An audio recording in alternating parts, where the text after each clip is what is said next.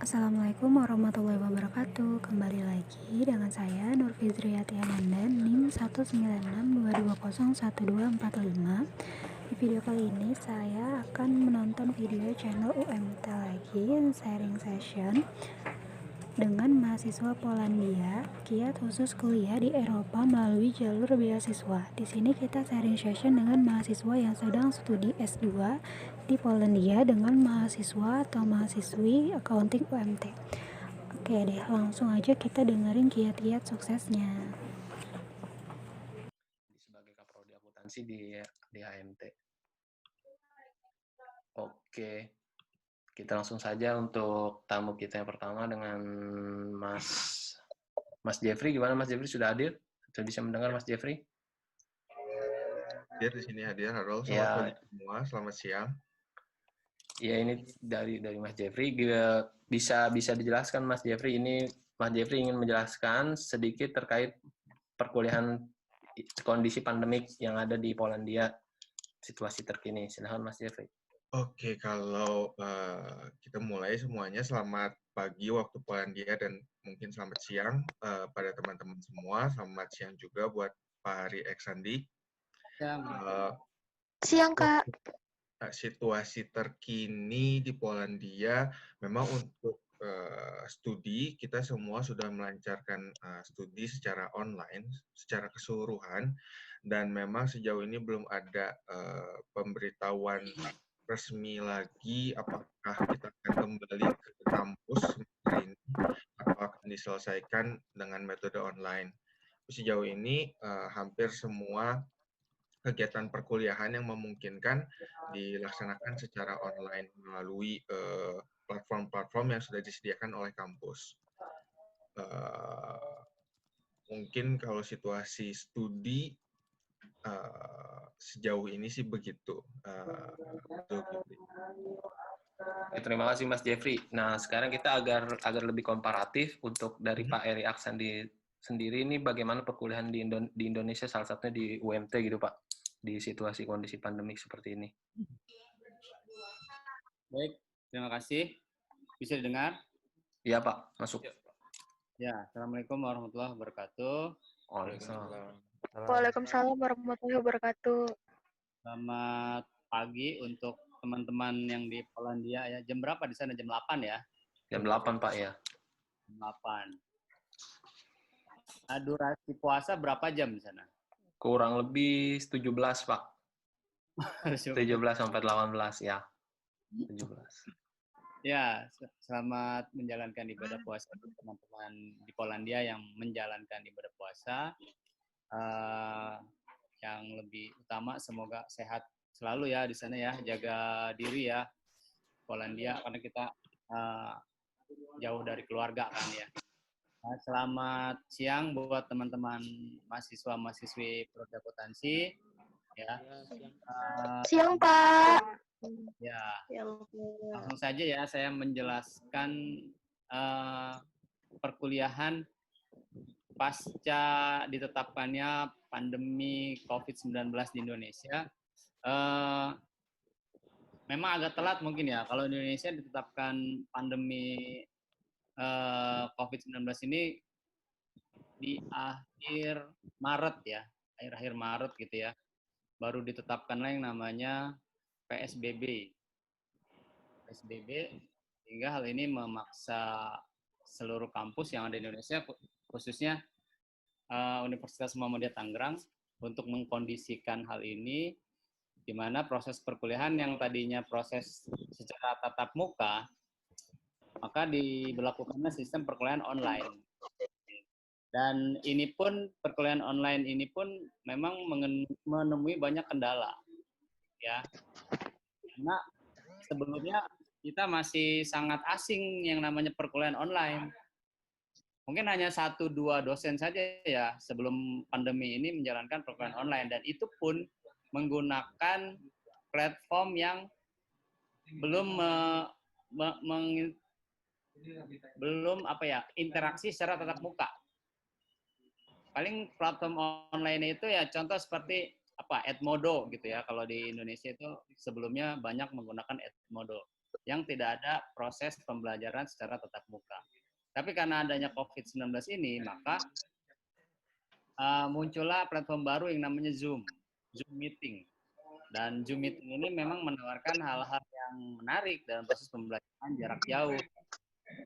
Akan tetapi, hal ini pun memiliki masalah baru, yaitu terkendalanya satu jaringan, karena di Indonesia itu jaringan di setiap daerah belum stabil secara keseluruhan, hanya di pusat-pusat kota saja yang koneksi sinyalnya stabil. Mungkin berbeda dengan Polandia ya, yang sudah jaringannya stabil. Tapi di Indonesia masih ada gangguan dari segi sinyal, itu satu. Terus kedua, masalah kuota. Nah, masalah kuota ini, penggunaan Zoom ini memang agak mengambil kuota yang besar sepertinya. Karena berdasarkan pengalaman saya dan juga dosen-dosen lain, ketika melakukan proses pembelajaran online dengan Zoom, maka banyak mahasiswa bukan satu tadi sinyal ya. Dan yang kedua adalah kuota yang mereka miliki cepat habis. Karena kemampuan mahasiswa di Universitas Muhammadiyah Tangerang, Fakultas Ekonomi dan Bisnis, Prodi Akuntansi, itu memang berbeda-beda dari segi kemampuan ekonominya.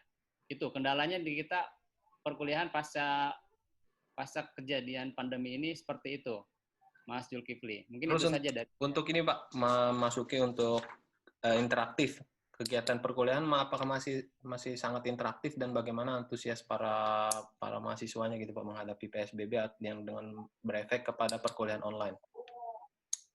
Oke, menghadapi PSBB, mahasiswa pada dasarnya interaktif ya, mengikuti segala instruksi yang diberikan, perkuliahan berjalan dengan sebagaimana mestinya, walaupun ada kendala-kendala yang tadi saya jelaskan ya.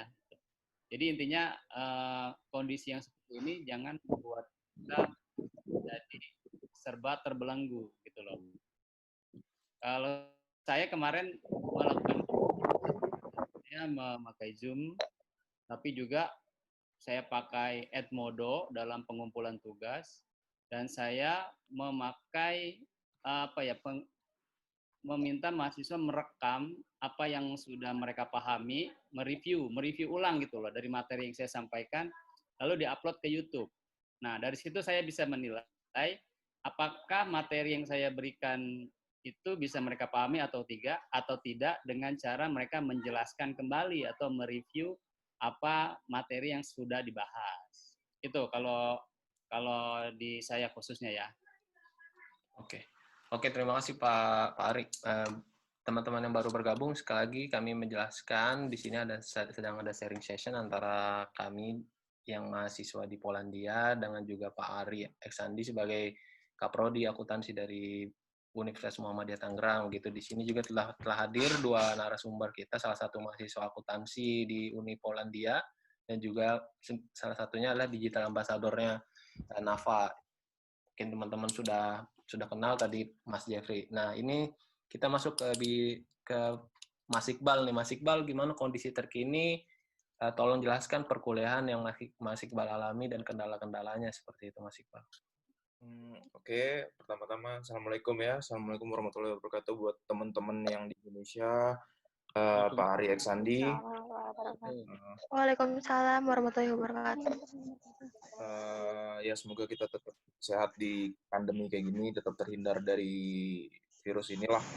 Karena ini juga musibah buat, kalau saya bilang buat semuanya nih, buat perekonomian, pendidikan, semuanya kena dampaknya dari sini.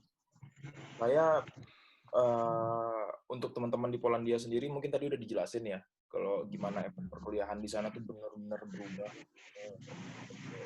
pandemi ini. Sama hal yang sama sebenarnya kejadian di Portugal juga, karena kebetulan saya pas pandemi ini muncul, saya itu pas pindah ke Portugal, saya tinggal di Portugal, pemerintah menetapkan untuk state of emergency, jadi langsung di-declare tuh. Jadi lockdown, orang yang keluar rumah kena fine, dan boleh keluar rumah ke supermarket, tempat perbelanjaan, dan benar-benar semuanya berubah, kampus tutup, kita lebih banyak project. Jadi basically sebenarnya saya pikir sama ya sistem perkuliahan di sini selama pandemi, khususnya buat anak-anak akuntansi. Kalau anak-anak akuntansi di sini yang awalnya kita lebih ke assessment, kalau misalnya kita bilang assessment ya, assessment di kelas itu berubah jadi lebih ke pergantian project. Jadi kita dikasih project untuk project investment atau project apapun itu lebih banyak meeting di Zoom juga gitu. Jadi selama pandemi hal yang kita alamin sih itu buat perkuliahan, projectnya lebih banyak. Terus kurang lebihnya itu sih basically hampir sama sih. Semuanya meetingnya di Zoom. Kesusahannya kita lebih susah sekarang buat deket sama dosen karena kadang-kadang koneksi juga nggak lancar bahkan dibandingin sama Poland, Portugal tuh koneksinya lebih jelek gitu. Portugal lebih jelek. Jadi kadang harus putus, apalagi Zoom kan cuma bisa 40 menit lebih kan. Jadi setiap saat kita harus masuk lagi. Jadi lebih kayak gitu sih. Jadi terkendalanya sih di bagian learning progress-nya dari student buat belajar dari yang biasanya kita di kelas, kita lebih cepat nangkep dibandingin sama Zoom tuh kita lebih lambat sih. Itu aja sih kalau di sini. Dari Mas Iqbal sendiri ketika mengalami masa pandemi ini, apakah outputannya itu tercapai atau nggak outputan dari silabus atau pelajaran dari perkuliahan tersebut? Menurut Mas Iqbal seperti apa? Alhamdulillah sih tercapai ya, walaupun agak lambat, cuman tercapai. Karena jujur akuntansi itu kan buat pelajaran akuntansi itu kan gak cuma semata-mata teori ya. Akuntansi itu kan perlu namanya praktek. Apalagi kayak misalnya saya dulu pelajarin akuntansi di Indonesia, waktu masih S1, itu kebanyakan harus praktek. Praktek gimana kita laporan keuangan, gimana kita nyari meriksa laporan keuangan dari perusahaan-perusahaan di bursa efek atau gimana. Jadi kayak di sini itu setelah pandemi itu jadi kesusahan karena kurangnya dari praktek. Jadi selama pandemi ini yang kita dapat cuman teori gitu. Itu sih. Jadi silabusnya tuh tercapai, tapi balik lagi kita harus self learning lagi gitu loh. Karena kita terima teori, ya kita berusaha cari lagi buat gimana sih prakteknya di dunia di laporan keuangannya gitu. Itu sih. Oke, terima kasih Mas Iqbal atas penjelasannya. Ini sekarang kita balik ke bidang akuntansi nih Pak. Untuk Pak Ari Asandi sendiri ini kita mengundang Bapak nih karena expert di bidang akuntansi. Tolong bisa jelaskan sendiri Pak, akuntansi secara umum gitu. Ya, akuntansi secara umum ya. Iya. Gambaran akuntansi itu sebenarnya kan produk akhirnya laporan keuangan ya. Nah, laporan keuangan ini kan yang nantinya menggambarkan kinerja perusahaan, gitu ya. Kinerja itu bisa diukur dari perolehan laba yang didapat atau utang yang dimiliki oleh perusahaan. Itu kalau perusahaan-perusahaan manufaktur, jasa gitu kan. Atau untuk perusahaan-perusahaan perbankan misalkan, kinerja itu bisa diukur dari jumlah kredit macetnya, misalkan kan seperti itu. Nah, akuntansi yang menjadi sebuah produk atau alat bagi perusahaan yang nantinya bisa memberikan gambaran kinerja perusahaan tersebut. Itu kalau menurut saya gambaran akuntansi secara umum ya, intinya akuntansi itu adalah alat yang bisa dijadikan propaganda mungkin ya, kalau saya nyebutnya propaganda kepada para stakeholder, shareholder, dan segala pemangku kepentingan ya untuk meningkatkan reputasi perusahaan itu sendiri. Kalau menurut saya akuntansi secara umum. Itu Mas Jul. Oke, terima kasih penjelasannya Pak Arik. Jadi ketika jadi bidang akuntansi ini sangat penting ya Pak Ari untuk salah satu perusahaan atau dalam mengasesor benar bagaimana laba dan bagaimana keuangan dari sebuah perusahaan tersebut gitu. Kita bisa komparasi dari Mas Iqbal sendiri, bisa jelaskan apa sih bedanya Mas Iqbal ketika studi di akuntansi di Indonesia dengan Mas Iqbal sekarang studi di luar negeri gitu, salah satunya Poland dan Portugal. Kalau saya bilang komparasi ya, kalau misalnya dibilangin komparasi, banyak banget sih sebenarnya. To be honest-nya sih, itu jadi waktu saya studi akuntansi di Indonesia, waktu itu saya masih ingat tuh, waktu di Indonesia, sistem akuntansi di Indonesia itu baru mau mengadopsi sistem IFRS. Jadi waktu itu Indonesia masih pakai GAAP, waktu itu masih ingat saya masih pakai GAAP, IAS, PSAK kalau nggak salah ya. PSAK, IAI baru mau mengaplikasikan IFRS.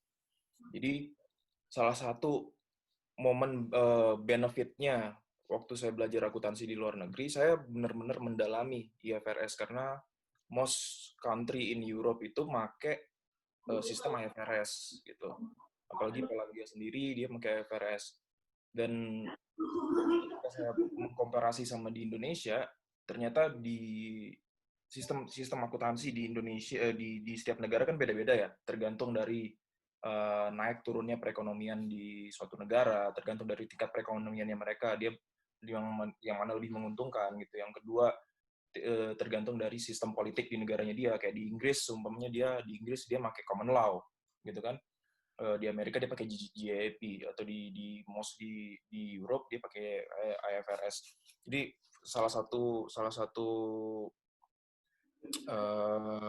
poin positifnya buat belajar akuntansi di luar negeri, benar-benar lebih mendalami sih. Apalagi pada pas momen saya itu juga lebih penting karena di Indonesia baru mengadopsi IFRS. Ketika saya pindah ke Europe, saya benar-benar mendalami banget nih IFRS gitu loh. Di Poland sendiri kan mengadopsi IFRS, walaupun dia punya sistem akuntansi sendiri, saya lupa namanya. Itu karena jadi itu sih, jadi lebih mendalami sistemnya sih. Gitu. Ada perbedaan signifikan nggak Mas Iqbal antara beberapa sistem tersebut? Sebenarnya sih nggak ada perbedaan signifikan sih. GAAP sama IFRS itu basically sama, cuman bedanya ketika keuangannya yang beda gitu. Jadi waktu di Indonesia saya masih pelajarin GAAP itu dia contohnya nih ya, di laporan keuangan itu aset di GAAP itu nggak dijabarkan. Kalau di IFRS itu lebih dijabarkan gitu, kayak non current dan current asset gitu.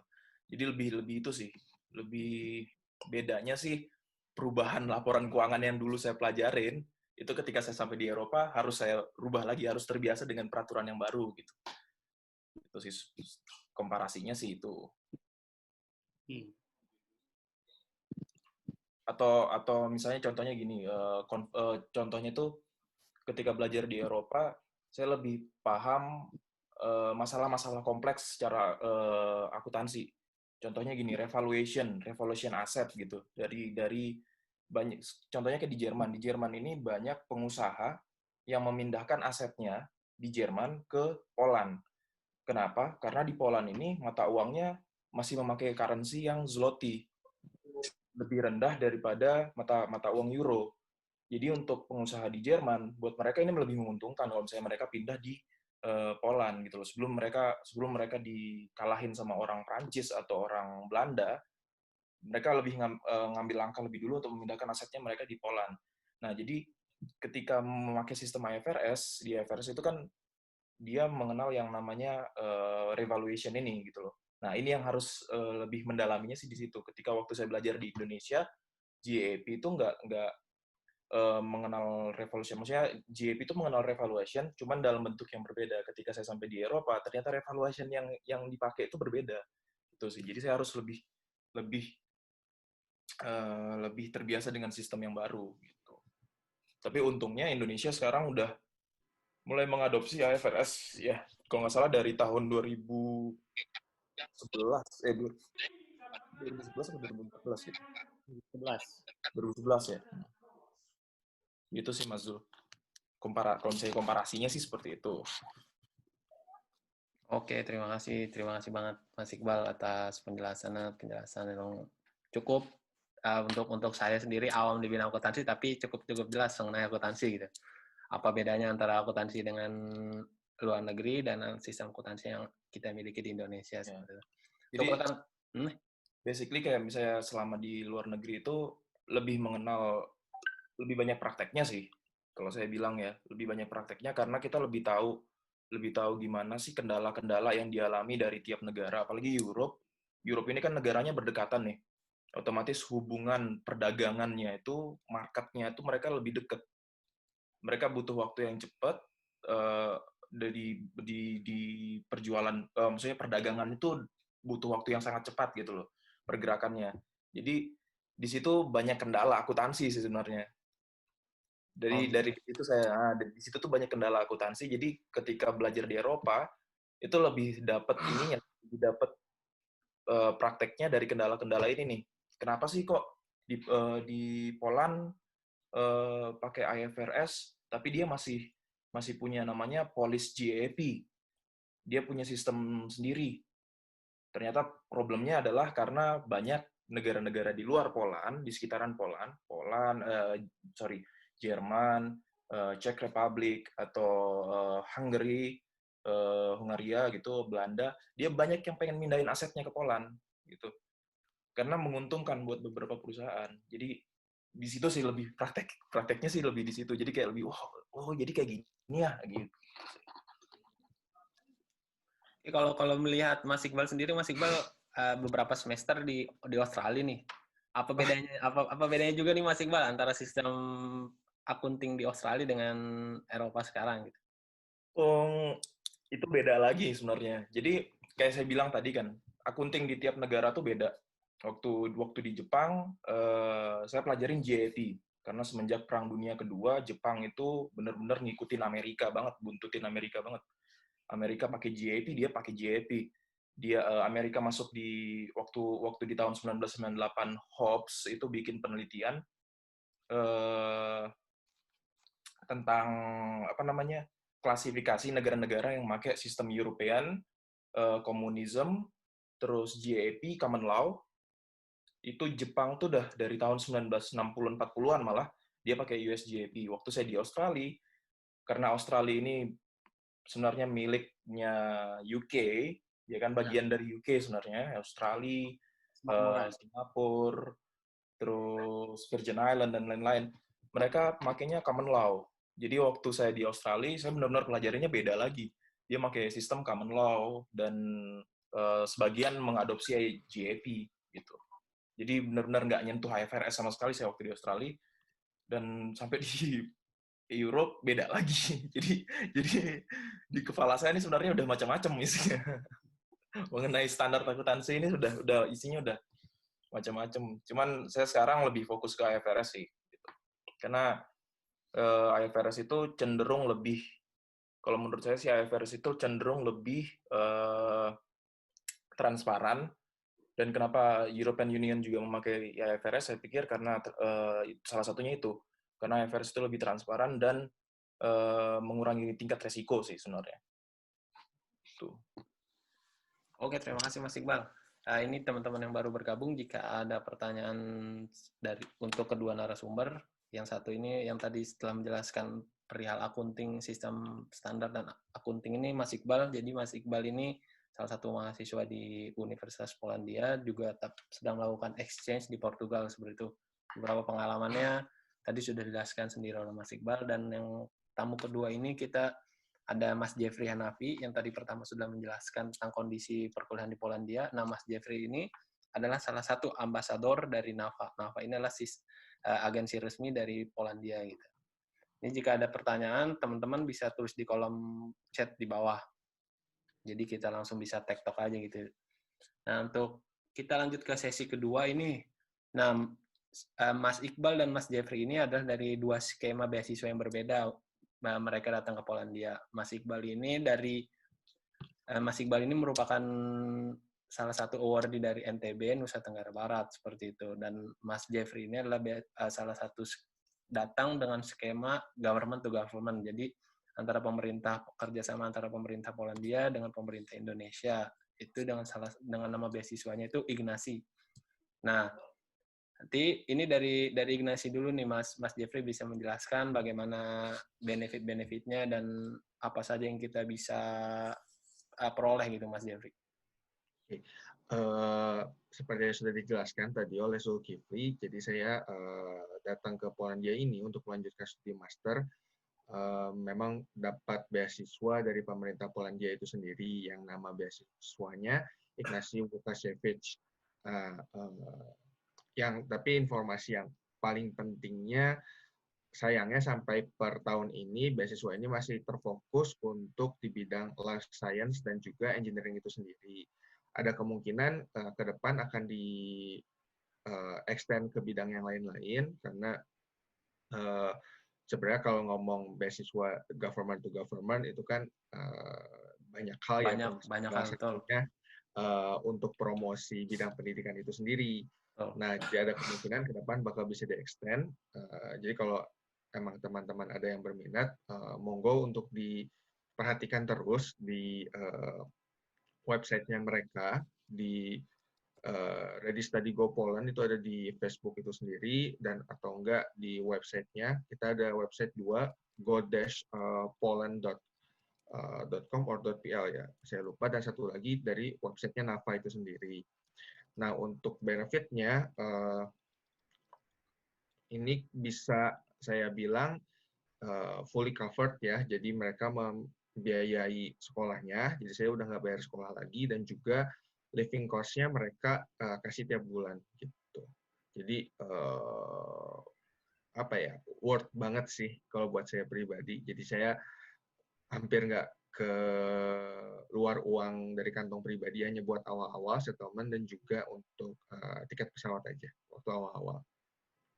Untuk currency sendiri, Mas Jeffrey, apakah berapa sih per bulannya living allowance yang diberikan, dan apakah cukup gitu, dan apakah kita memiliki jenjang karir ke depan setelah lulus dari Uni Polandia? Oke. Kalau untuk bicara living cost dari pihak NAFA sendiri, NAFA itu pemberi beasiswa yang mana juga pihak yang merekrut saya untuk jadi digital ambassador.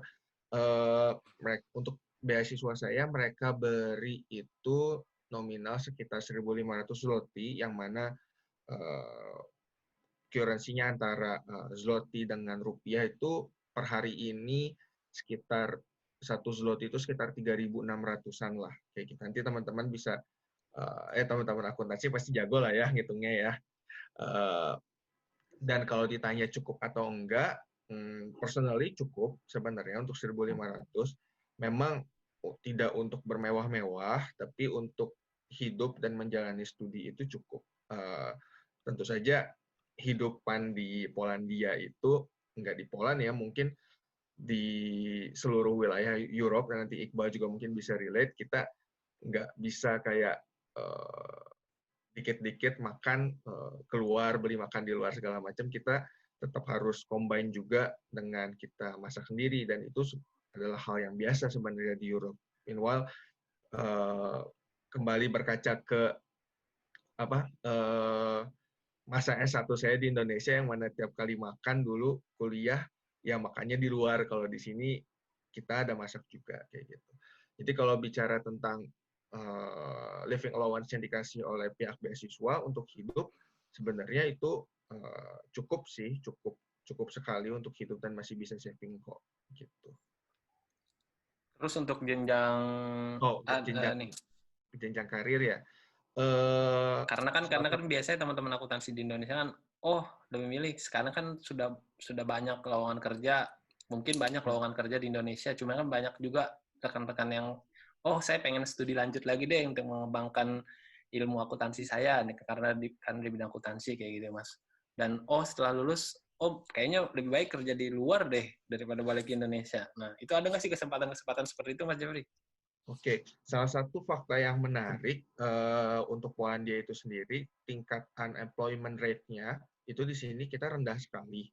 Jauh lebih rendah dari Jerman, jauh lebih rendah dari Prancis itu nanti teman-teman bisa cek di Google, bisa dilihat sendiri unemployment rate di Poland itu berapa. Dan jujur buat saya itu rendah, yang mana artinya kalau itu rendah, peluang kita untuk mendapatkan pengalaman di bidang profesional itu terbuka cukup lebar.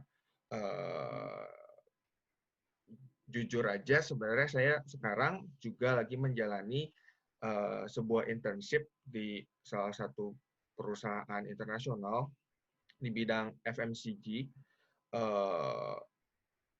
yang apa ya, bisa dibilang saya tuh dapat intern di planning center yang ditaruhnya di Poland, yang mana kita ngurusin pabriknya tuh ada di seluruh Europe. Makanya mungkin tadi pas Iqbal cerita bahwa kenapa mereka mau mindahin aset ke Poland segala macam, agak relate juga ya, karena kantor saya itu kantor planning center yang kita ngurusin semua supply chain-nya, kita yang bikin plan-nya, kita yang segala macam, tapi untuk eksekusi, untuk production-nya kita taruh ada di negara-negara lain gitu. Balik lagi ke topik tentang peluang untuk mendapatkan pengalaman profesional, itu jadi terbuka banget sih. Saya jujur dapat internship ini apa ya, nggak terlalu perlu perjuangan iya, tapi offernya tuh ada banyak banget sih di internet. Kita bisa cari dan kita bisa coba, dan itu hal yang wajar banget untuk di Polandia khususnya bagi mahasiswa menjalankan studinya sambil melakukan internship atau bahkan bekerja paruh waktu atau bahkan full di perusahaan gitu. Oke, terima kasih penjelasan Mas Jeffrey. Ini mungkin teman-teman di sini masih curious atau penasaran, apakah akan terjadi diskriminasi untuk mahasiswa asing sendiri dalam perkuliahan atau juga dalam jenjang karir profesional seperti itu? Mungkin bisa dijelaskan oleh Mas Iqbal. Kalau diskriminasi sih nggak ada sih kalau saya bilang. Jadi kayak udah dijelasin sama Mas Jeffrey tadi ya, studi di Poland, studi di Europe, itu kayak gitu tadi.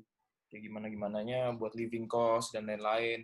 Bener sih, kayak katanya Mas Jeffrey, buat studi di Europe tuh nggak bisa kita foya-foya kayak di Indonesia gitu. Nggak bisa, bener-bener kalau kita kayak gitu nggak hidup, istilahnya kayak gitu. Jadi ketika studi di Europe, secara nggak langsung naluri kita sebagai manusia buat bertahan hidup, gimana caranya biar bisa irit, biar bisa nabung, uang yang dikasih segini cukup, sama pemerintah segini cukup, itu tergunakan dengan baik lah selama 1 bulan, itu tiba-tiba muncul aja gitu. Tiba-tiba jadi koki lah, mendadak jadi koki gitu. Kalau misalnya soal diskriminasi sih, kalau saya bilang sih dalam pendidikan di Eropa tuh nggak ada ya, karena orang Eropa, dan misalnya tingkat imigrasi di Eropa sendiri itu juga termasuk besar. Di Poland salah satunya juga tingkat imigrasinya juga besar, jadi mereka udah biasa ngelihat orang asing sih. Mereka tuh udah biasa ngelihat orang asing, mengajari orang asing, dan kebanyakan juga profesor di Poland itu atau dosen di Poland itu mereka juga belajarnya di luar Poland gitu loh. Jadi ada yang lulusan di Prancis, atau ada yang beberapa ngambil dosen Prancis buat ngajar di Poland, atau ada yang dulunya belajar di UK. Jadi kebanyakan dari mereka juga udah biasa ketemu sama orang asing, jadi nggak ada diskriminasi sih kalau saya bilangin. Terus yang kedua, buat jenjang karir, buat akuntansi di sini, sebenarnya di sini tuh akuntansi tuh jadi sebuah lapangan pekerjaan yang paling dicari sih sebenarnya kalau saya bilang buat di Europe itu. Apalagi buat di Jerman sama Spanyol sama Itali. Kenapa? Karena seperti kita tahu, walaupun Europe ini satu, mereka ini tapi saling membenci satu sama lain. Jadi mereka ini juga bersaing satu sama lain. Kayak contohnya Spanyol sama Prancis, mereka ini saling benci satu sama lain. Walaupun mereka ini, oh iya kita di European Union, kita jadi satu. Tapi mereka ini membenci. Mereka gimana caranya? Pokoknya saya harus lebih baik dari Prancis. Atau Portugal harus lebih baik dari Spanyol gitu. Jadi mereka itu lebih kayak, saya butuh, karena sekarang itu mau masuk ke industrial age 4.0 ya. Kalau saya bilang 4.0 ya. 4.0, jadi dibutuhin nih yang namanya akuntan-akuntan yang lebih Profesional. berkualitas, yang lebih profesional, perlu dicariin kayak perusahaan-perusahaan kayak di Jerman tuh salah satu badan akuntingnya membutuhin akuntan yang lebih baik gitu. Jadi kalau saya bilangin buat ini sendiri sebenarnya bidang yang sangat bagus juga sih buat belajar akuntansi di luar negeri karena jenjang karirnya aja bagus juga sih. Kita butuh akuntan yang baik yang gimana bisa mengadopsi sistem segini untuk di Industrial Age 4.0 gitu lah istilahnya kayak gitu. Sedangkan kayak Mas Jeffrey tadi bilang mungkin rata-rata sih mahasiswa di sini juga dapat internship juga. Kebetulan saya juga dapat internship, insya Allah mungkin bulan depan pindah lagi saya ke Italia dapat di sana jadi akuntan juga. Kalau saya bilang kan jadi jenjang karirnya tuh enak sebenarnya gitu, mudah untuk dapat internship juga. Dari internship bisa jadi permanent work atau gimana gitu. Kalau saya bilang sih kayak gitu. Untuk diskriminasi dan lain-lain sih sebenarnya nggak ada sih, sama aja sih saya bilang. Maksudnya balik lagi itu ke masalah sosial sih. Kalau di dunia pendidikannya sih sama aja sih di mana-mana. Oke, terima kasih Mas Iqbal penjelasannya. Terima kasih Mas Jeffrey. Ya, ini juga sekedar teman-teman mungkin ada yang baru bergabung.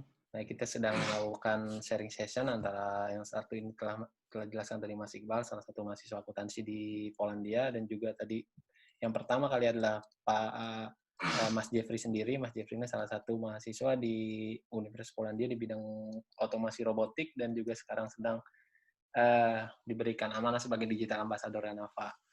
Nah, untuk penjelasan sedikit, Mas Iqbal juga ini adalah salah satu mahasiswa yang bawa keluarganya gitu, teman-teman. Jadi Mas Iqbal ini sudah berkeluarga dan membawa keluarganya untuk studi di Eropa. Jadi semua tuh memiliki kemungkinan itu sangat besar untuk kita berkarir atau meneruskan cita-cita kita. Jika mungkin ada teman-teman yang memiliki cita-cita untuk berkuliah lanjut lagi ke luar negeri, yuk silakan, semangat. Nah, ini terkait mungkin jika teman-teman ada pertanyaan, tolong sampaikan di kolom komentar ya, di kolom chat di bawah. Jadi karena waktu kita kurang lebih 20 menit lagi, ada baiknya kita maksimalkan waktu yang ada. Nah, terkait kualitas pelajar sendiri nih, Mas Iqbal dan Mas Jeffrey.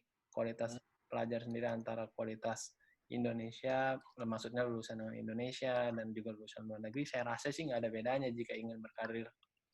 Ya, gitu kan.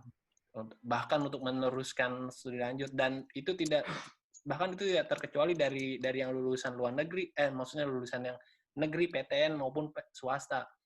Bisa jelaskan sendiri, Mas Iqbal ini adalah salah satu lulusan dari PTS di Indonesia, dan juga Mas Jeffrey ini salah satu PTN di Indonesia. Jadi semua itu memiliki kemungkinan untuk balik lagi kepada kita. Nah, yang ingin saya sampaikan gimana Mas Iqbal dan Mas Jeffrey, tolong berikan tips kepada teman-teman nih.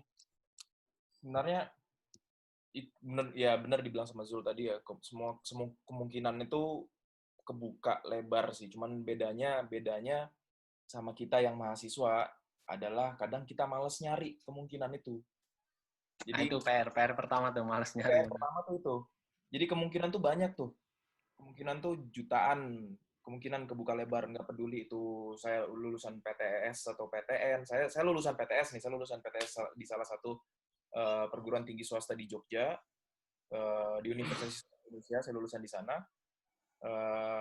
Bisa dapat beasiswa buat ke luar negeri, di luar negeri dapat lagi kemungkinan buat dapat beasiswa Erasmus lagi, pertukaran pelajar ke tempat lain. Jadi saya udah benar-benar nggak perlu kerja, dapat uang lagi gitu loh buat living cost.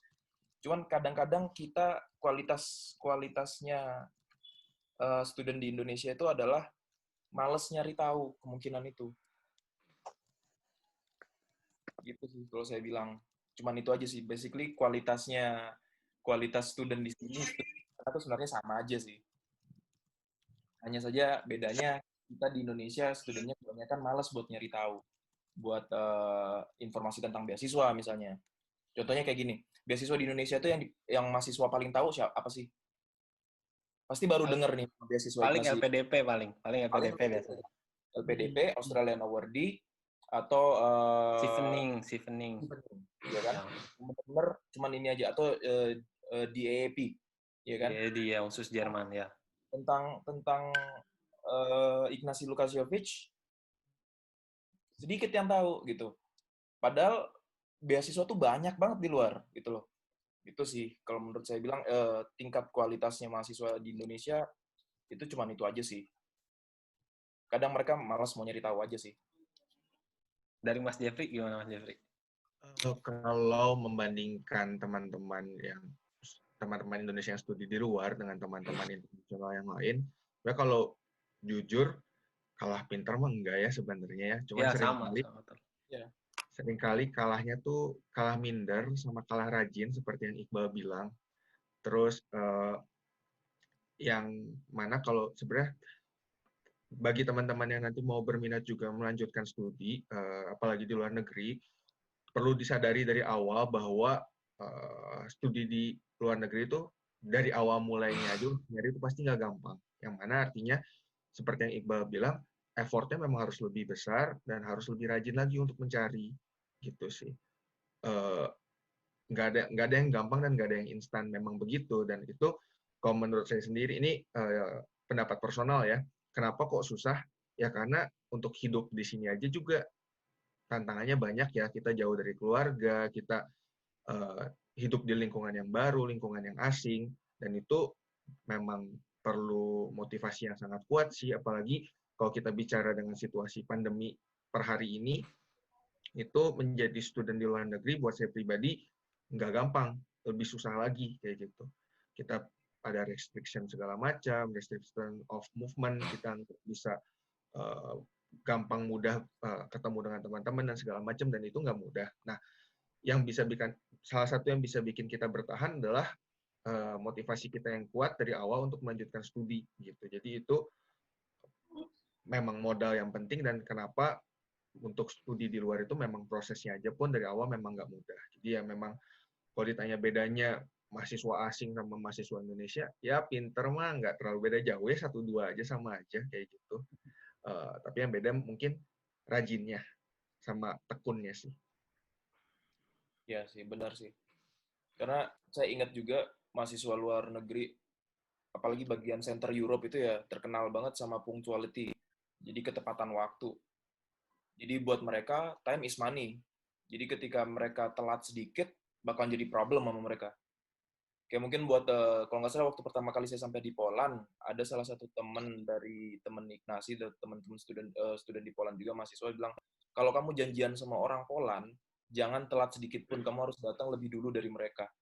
Karena kalau misalnya kita telat, atau lebih telat dari mereka, bakalan tinggal katanya, kayak gitu.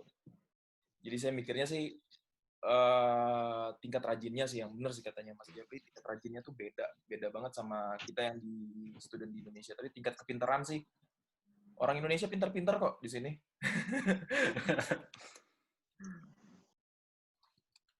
Oke, terima kasih Mas Jeffrey dan Mas Iqbal untuk sarannya.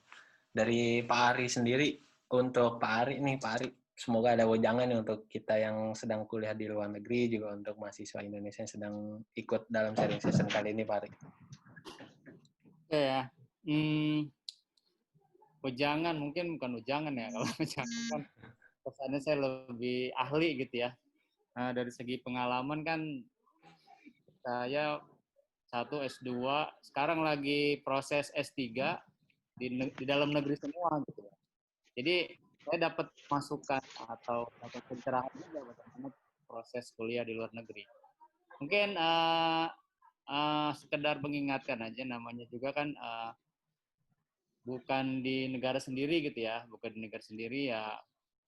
Intinya adalah kita tetap menjadi warga negara asing yang baik di sana gitu ya, mengikuti peraturan yang ditetapkan pemerintah, apalagi kondisi COVID kayak gini kan. Mungkin perlakuan di Polandia, di Portugal lebih ketat daripada Indonesia gitu ya, terkait pelaksanaan, kalau di Indonesia sebutnya PSBB ya. PSBB ya. Kalau di Portugal atau Polandia saya nggak tahu namanya apa ya. Sama Pak, lockdown Pak. Lockdown aja. Ya. Lockdown ya.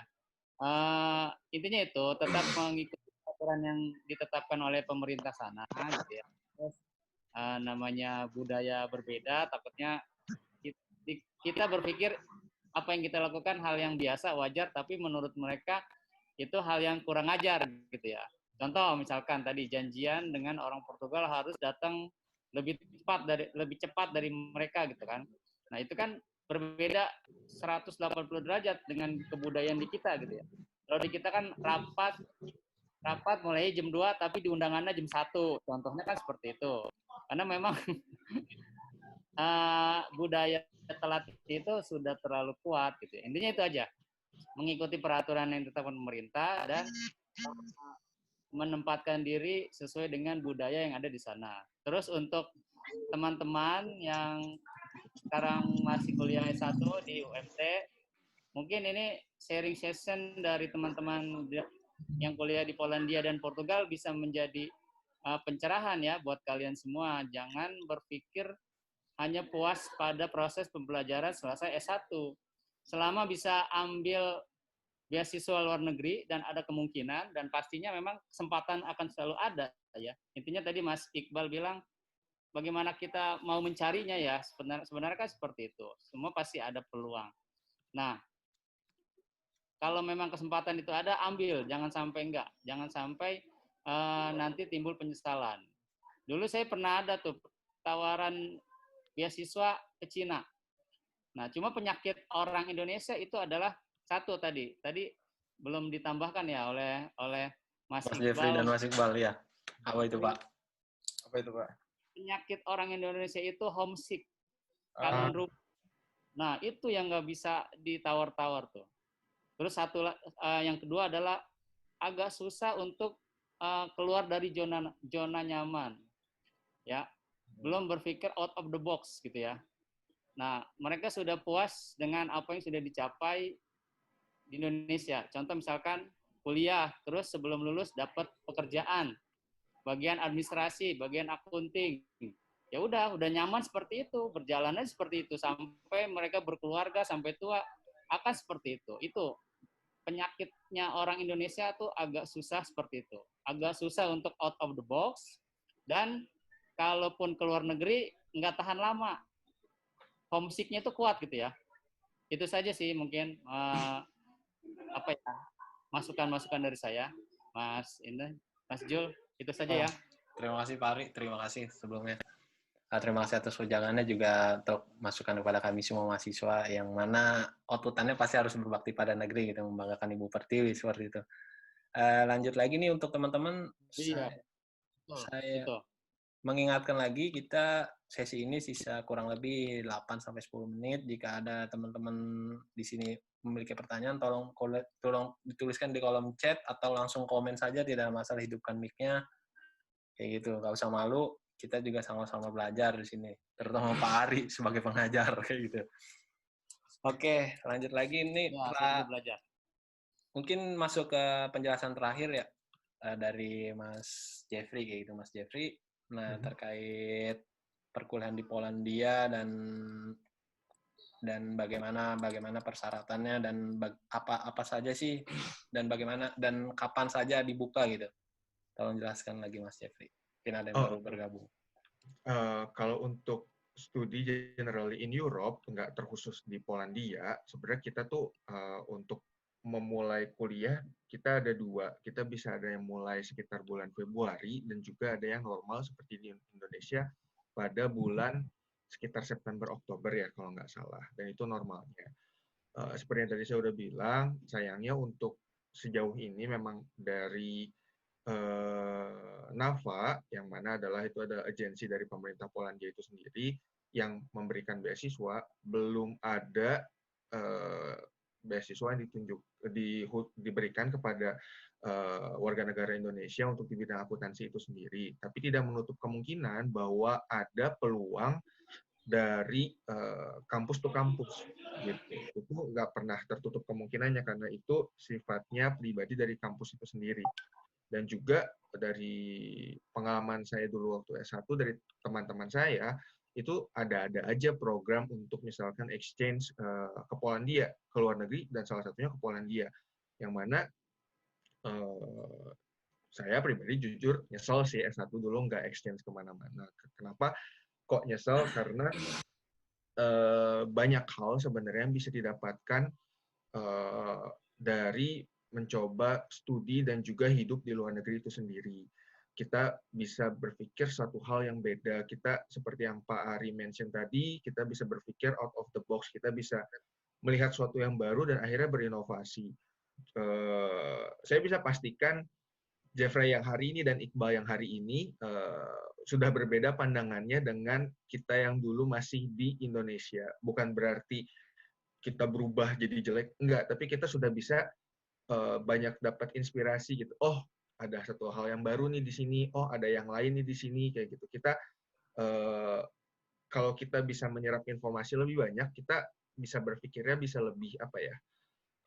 Lebih kompleks yang mana kita bisa dapat keputusan yang lebih baik karena mempertimbangkan banyak hal yang mana itu bagus sebenarnya untuk pengembangan diri kita ke depannya itu sendiri kayak gitu. Jadi nggak menutup kemungkinan jika ada teman-teman yang berminat untuk melanjutkan studi salah satunya ke Poland, bisa dicari lebih giat di internet atau bahkan untuk sekedar exchange yang 1 semester atau mungkin lebih dari 1 semester atau bahkan untuk program di summer itu sekitar Juni, Juli sampai September itu sendiri, itu biasanya selalu ada. Dan seperti yang Pak Ari mention tadi, ya kalau ada kesempatannya, jangan disia-siakan kayak gitu. Jadi kalau untuk beasiswa sejauh ini belum ada, tapi yang resmi dari NAFA belum ada untuk teman-teman akuntansi, sayangnya. Tapi kemungkinan peluang untuk ke Europe atau ke Polandia itu sendiri, jalannya sebenarnya selalu ada. Banyak jalan lah menuju Roma. Romanya kita ganti aja Polandia, kayak gitu. Jalannya mah banyak. Dari Mas Iqbal, ada terkait untuk rekan-rekan hari ini yang hadir? Buat rekan-rekan hari ini, sebenarnya akuntansi ya. Sebenarnya akuntansi itu bidang yang unik sih, Kak bilangin. Itu kalau teman-teman pengen melanjutkan kuliah ke luar negeri kayak tadi dibilangin sama Jeffrey, kuliah ke luar negeri, especially di bidang akuntansi itu menjadi bidang yang sangat menarik sih sebenarnya buat belajar di Europe. Karena kalau kayak saya jelasin tadi sebelumnya, kita jadi lebih banyak tahu, apalagi buat teman-teman kayak tadi Pak Ari bilang, mahasiswa Indonesia tuh agak susah meninggalkan zona nyamannya. Ketika dia belajar akuntansi, dia bakalan stuck sama itu terus. Dia bakalan stuck, oh saya udah cukup nih belajar akuntansi di Indonesia. Kalau ketika belajar di luar negeri, akan kebuka lagi pikirannya buat, oh akuntansi kayak gini nih, kayak gini ya sistemnya. Oh akuntansi kayak gini di Jerman, kayak gini banget ya. Kok strict sekali sih sistem di sini, strict banget sistem di sana, atau macam-macam. Jadi ketika sudah sampai di luar negeri itu, bakalan banyak muncul pertanyaan dan curiosity ya kalau saya bilangin. Jadi kayak keingintahuan kita terhadap bidang akuntansi sendiri gitu. Bentar, bahasa pengantar yang ini ada pertanyaan nih, bahasa pengantar yang digunakan saat berkuliah di Poland. Adakah preparation course untuk bahasa Polish sebelum berkuliah? Mungkin ini buat pertanyaan buat Mas Jeffrey ya. Oke, langsung kita jawab aja kali ya. Iya, biar main waktu nih. Untuk studi, tentu bahasa pengantarnya opsinya ada 2. Yang satu dengan bahasa lokal, yang kedua dengan program internasional, yaitu di Conduct in English. Kayak gitu. Jadi, kalau mau ngambil yang dalam bahasa Polish, ya juga boleh, tapi pasti perlu dong kemampuan di bahasa Polish itu sendiri. Kayak gitu. Tapi kalau saya sendiri pribadi berkuliah di program internasional yang mana conducted in English. Jadi preparation course-nya untuk bahasa Polish ada. Kalau kalian mau lanjut bahasa Polish, kalau kalian mau ambil preparation course dan juga lanjut kuliah internasional juga bisa. Kalau mau langsung kuliah di internasional dengan bahasa Inggris pun itu juga mungkin aja. Oke, terima kasih Mas Jeffrey atas pertanyaannya. Lanjut lagi, selain homesick nih, kira-kira kesulitan apa lagi yang akan kita hadapi selama kuliah di luar negeri? Langsung singkat aja Mas Jeffrey. Well, drama kehidupan mah selalu banyak ya, nggak menutup kemungkinan di Indonesia pun kalau kalian merantau, drama kehidupan kan selalu ada. Kalau yang seperti yang Pak Ari bilang tadi, homesick segala macam, itu benar banget. Kalau saya pribadi, homesick nggak? Ya homesick aja. Cuman kalau karena udah dilempar ke Europe sini, mau pulang tuh mikir, udah sama tiketnya mahal ya, dan juga terbang tuh lama, pegel sumpah terbang lama kayak gitu tuh. 12 jam ya Mas ya? 12 Iya, jam. 12 lebih bahkan kalau nggak salah ya. udah mah terbang lama kayak gitu, pulang-pulang tuh nyampe Indonesia seneng mah seneng gitu. Cuman punggung mau putus. Jadi ya pertimbangannya lumayan juga gitu, selain finansial karena tiket juga lumayan kan, pulang pergi kayak gitu. Dan Banyak juga pertimbangan, betul. banyak pertimbangan. Kayak nggak mungkin lah kita pulang cuma seminggu doang, kayak udah berapa hari habis buat nyesuaiin badan, karena perbedaan zona waktu kan pasti berpengaruh banget. Dan juga beresin tuh masalah punggung, duduk terus 12 jam juga pegel gitu. Jadi ya kalau yang Pak Ari bilang soal homesick segala macam, kalau saya bilang sih udah Pak, lempar aja Pak anaknya ke Europe kayak gitu. Ntar juga pulang mikir kok dia Pak. Oke, terima kasih Mas Jeffrey atas jawabannya. Ini kayaknya ada pertanyaan selanjutnya cocok untuk Mas Iqbal nih. Pembagian waktu dalam belajar nih, Mas Iqbal, terkait belajar akuntansi. Ada pembagian waktu yang signifikan nggak? Adakah kiat-kiat atau trik khusus untuk mendapatkan beasiswa luar negeri? Langsung kita barengnya aja sama pertanyaan terkait studi plan nih, exchange. Apakah ada tips penyusunannya? Cara belajar akuntansi, adakah pembagiannya kayak gitu? Pembagian waktu ya dalam belajar akuntansi. Kalau sebenarnya sih mungkin agak beda di bagian degree-nya ya. Kalau misalnya mungkin di bachelor, bagian waktu buat belajar akuntansi itu lebih gimana ya sebenarnya? Agak masih ya step by step gitu kan. Bagian waktunya mungkin hari ini atau di semester ini belajar ini, belajar ini, belajar ini. Cuman kalau di master sendiri hampir sama juga sih sebenarnya step by step. Cuman pembagian waktunya lebih kayak kalau di master itu lebih kayak gimana ya saya jelasinnya ya? Lebih ke satu waktu ini kita fokus ke satu subjek dulu, gitu sih kalau saya bilang. Jadi nanti subjek yang ini akan berhubungan nanti buat subjek yang satunya di depan gitu. Dulu kalau nggak salah waktu di bachelor itu saya pernah pelajarin satu ilmu manajemen sama ilmu akuntansi barengan. Yang dimana satu subjek ini ternyata lebih diambilnya lebih dulu daripada subjek yang harus maksudnya subjek yang jadi ada dua subjek yang berhubungan nih. Ternyata subjek yang harusnya diambil lebih awal itu saya ambilnya di belakangan, sedangkan subjek yang belakangan saya ambilnya di duluan.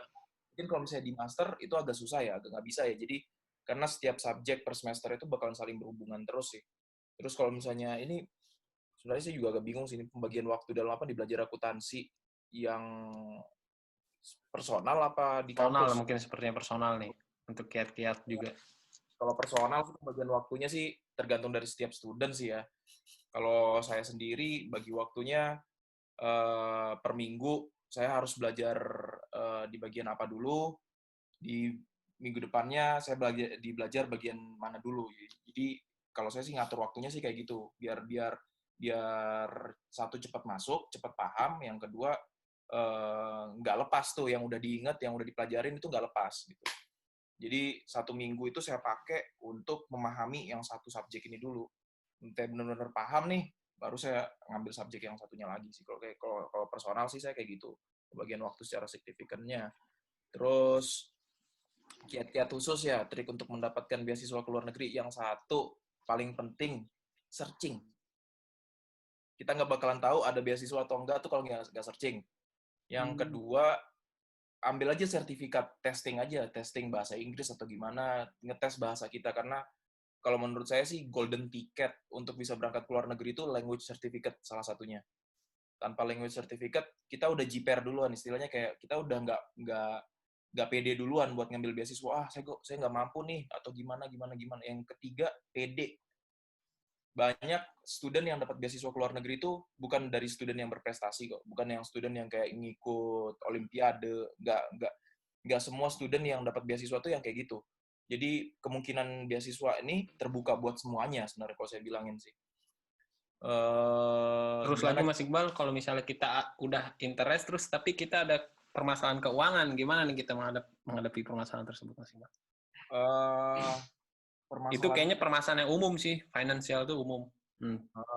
Permasalahan keuangan ya.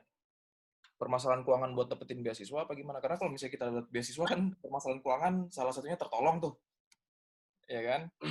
Kalau kita dapat beasiswa, permasalahan keuangan itu otomatis Mungkin tertolong. permasalahan keuangan finansial buat flight-nya, tiketnya, atau settlement di awal sih biasanya. Sebenarnya sih kalau kayak gitu cari beasiswa yang benar-benar menanggung flight tiket juga sih. Ada kan sebenarnya banyak sih beasiswa yang kayak gitu, kayak beasiswa saya salah satunya menanggung flight tiket juga. Menanggung flight tiket, settlement dia ditanggung. Jadi hitungannya salah satu masalah dalam hidup saya itu sudah terpecahkan dari beasiswa ini gitu loh. Saya sudah nggak perlu hitungannya saya belajar untuk digaji lah gitu. Istilahnya kayak gitu. Oke. Jadi dan untuk memperoleh beasiswa itu sendiri kalau misalnya ada masalah keuangan sih sebenarnya mungkin Kita bisa mengajukan sponsorship mungkin ya. sponsorship sebenarnya. Terus gimana caranya keluar dari zona nyaman? Keluar dari zona nyaman itu gampang. Jangan terlalu nyaman di zona nyaman aja. Anggap aja zona nyaman itu nggak enak. Jangan terlalu nyaman di zona nyaman. Ya, jangan terlalu nyaman di zona nyaman. Jadi saya juga sempat waktu itu mikir sama kayak teman-teman saya. Selesai lulus kuliah, langsung nyari kerja, dapat job di teman-teman saya udah dapat job tuh waktu itu, saya masih ingat teman-teman saya udah dapat job di PLN, ada yang dapat job di Bursa Efek di Jakarta, habis itu ada yang dapat job di Telkomsel, ada yang dapat job di Telkom, ada yang dapat job di Tama, Buma. Tapi saya mikir mereka itu setelah dapat job setiap hari itu ngelakuin rutinitasnya. Saya mikirnya waktu itu mereka nyaman sih nyaman, tapi saya masih belum nyaman buat itu waktu itu. Saya mikirnya kayak gitu. Saya perlu sesuatu yang lebih menantang. Saya pengen ngelihat dunia ini lebih luas. Saya pengen ngelihat gimana sih orang-orang di luar negeri sana, gimana sih hidupnya mereka di sana, gimana sih pola pikir mereka di sana. Jadi saya mikir zona nyaman yang sebenarnya nyaman waktu itu tidak nyaman. Jadi saya menganggap itu tidak nyaman aja. Jadi saya memilih, oke, saya keluar, harus keluar. Saya mikirnya waktu itu pada saat itu Gitu ya. Ini apa namanya? Selamat siang Kak, exchange studi buat study plan. Tips cara penyusunannya. Ini Mas Jeffrey atau saya nih yang jawab mungkin? Biasanya kalau study exchange itu nggak tahu ya, ada nggak study plan-nya, tapi biasanya tiap program kan pasti beda-beda ya, jadi ya memang harus dipantengin baik-baik, requirements-nya tuh apa. Apakah ada dokumen mutlak untuk semuanya ya, kayak Mas Iqbal bilang tadi, dokumen mutlaknya ya language certificate sih. Yang lainnya sih pasti harus menyesuaikan ya, tiap yang ngasih, ya kayak kita ibaratnya daftar kerja aja pasti requirement-nya bisa beda-beda kayak gitu. Ya itu harus diperhatikan dan disiapin aja. Nggak ada mutlaknya apa, jawabannya nggak ada. Oke, kita masuk di penghujung acara. Untuk pertanyaan dari teman-teman, saya rasa sudah terjawab semua ya.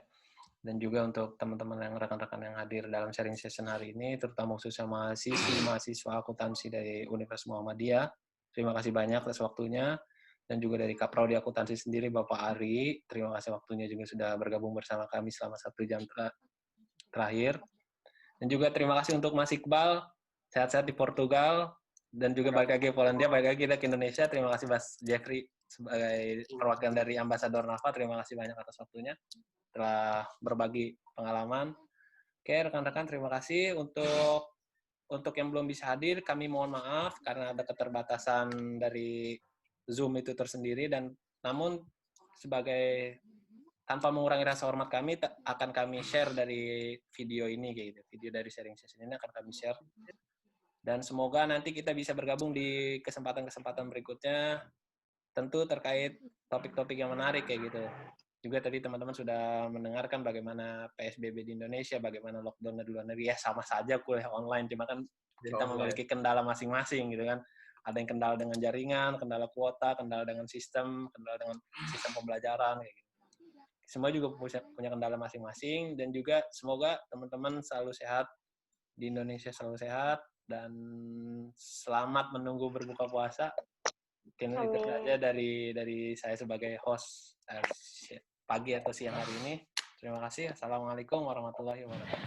Nah, itu dia guys. Jangan lupa berikhtiar, bersabar, dan berdoa.